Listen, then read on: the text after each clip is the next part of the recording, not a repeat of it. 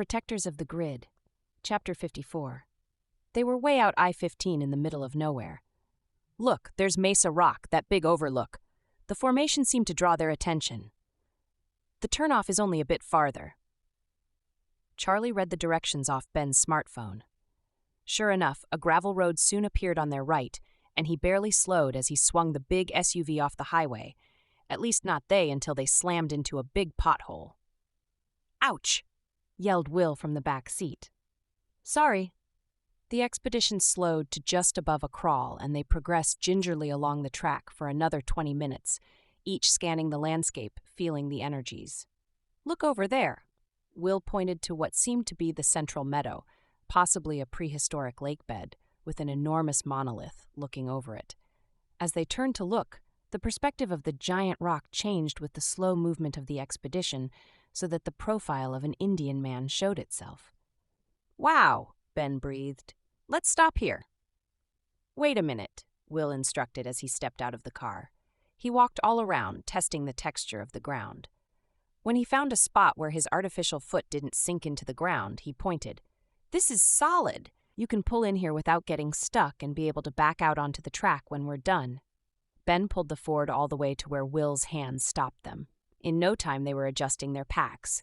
Thankfully, the late afternoon sunlight was filtered through some low-lying stratus clouds, providing light but neither glare nor burning heat. "Which way?" Ben asked.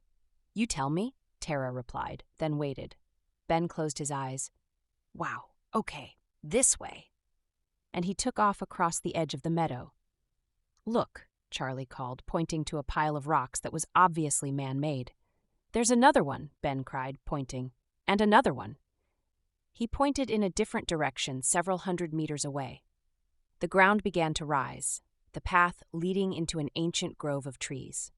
As they climbed the mound, they could see that it was ringed by visible earth faults. The ground was littered with owl and raven feathers. The silence was profound. They spotted a concave boulder shaped like a psychiatrist's couch. Charlie wandered over, shrugged off her pack, and sat, sighing happily. "This is the place," she announced, clearly intending to go no further.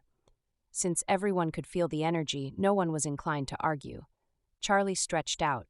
The others shrugged off their packs and began to set up camp around a broad, open area, a place where a sacred fire could cause no harm. The fire would be built in the gravelly center, their sleeping bags beyond in the soft sand that surrounded it. As Tara and Will began to sanctify the center, Ben noticed Charlie's body twitch and heard the low murmur of words he could not understand. "Hey, you guys," he whispered to call their attention. Something made him feel this was sacred, a thing not to be interrupted but to be supported. "Dreaming," Will whispered. Tara agreed and gestured for them to stand around Charlie like sentinels, offering energetic protection. Tara stood at her head while the men stood at her side near her feet, each of them equidistant from the other two, a perfect triangle. Within seconds they could feel the energy ramp up, though Charlie now lay perfectly still, breathing evenly and easily. The air took on a golden cast and a shape swirled around, never lighting long enough to form. That is, not until Tara began to sing softly, Om Gam Ganapataya Nama Om. Each syllable stretched out in a soft, reverent plea that built in intensity with each repetition, Om Gam Ganapataya Na Om. The energy between them began to glitter like 1,000 sparks of light dancing in the twilight. A form took shape that could have been a man, except for the head, which had a long trunk and large, floppy ears. It could have been an elephant except for the torso of a well-fed gentleman on which the head nestled. The odd apparition appeared and disappeared, laughed and blew kisses, bowed with palms together in namaste, sat cross-legged with palms upright on his knees, his eyes closed. As the image slowly faded, Charlie stirred, a wide smile stretching the smooth mocha skin of her cheeks, while her eyelashes fluttered. Her arms uncurled until they stretched over her head, and she pulled her knees up a little and twisted slightly side to side, arching her back. When she opened her eyes to find the three of them still standing as sentinels, she looked startled.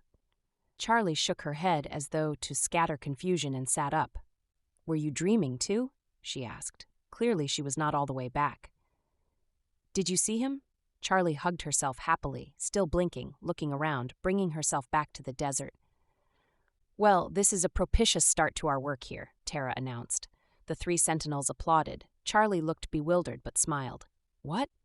You seem to have called forth Lord Ganesha, my dear, the remover of obstacles.